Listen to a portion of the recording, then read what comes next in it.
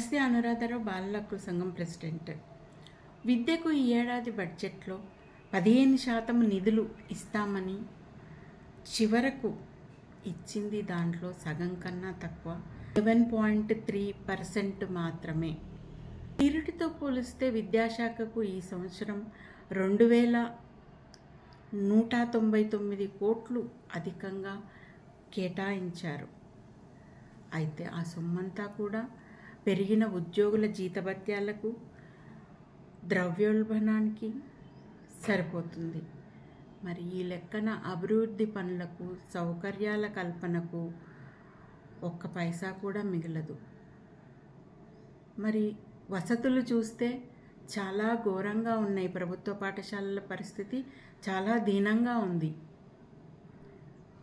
కొన్ని స్కూళ్ళే అన్ని వసతులతో ఉన్నాయి.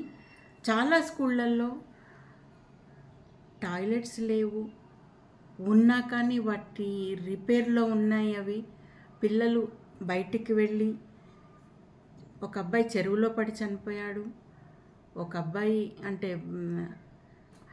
ఓపెన్ ప్లేస్కి వెళ్ళాల్సి వస్తుంది, అమ్మాయిలైతే ఇళ్లలకు పరిగెత్తాల్సి వస్తుంది. మరి ఈ అభివృద్ధి మాట ఏమిటి?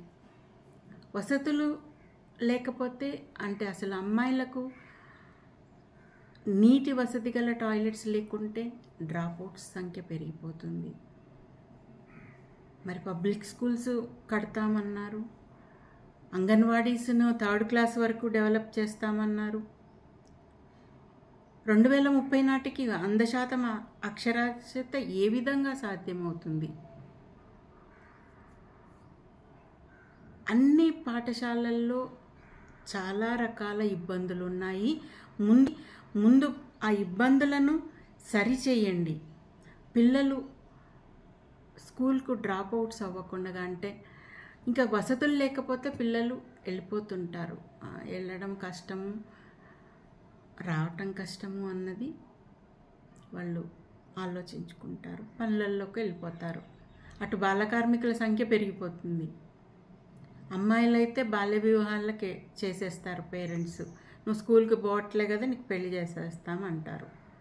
మరి ఇవన్నీ దృష్టిలో పెట్టుకొని ప్రభుత్వ పాఠశాలలను ముందు వసతులన్నీ సమకూర్చండి. అటు తాగునీరు, టాయిలెట్స్, కూర్చోవడానికి వీలుగా క్లాస్ రూమ్స్, పెచ్చులు ఊడిపోకుండా పైకప్పులు,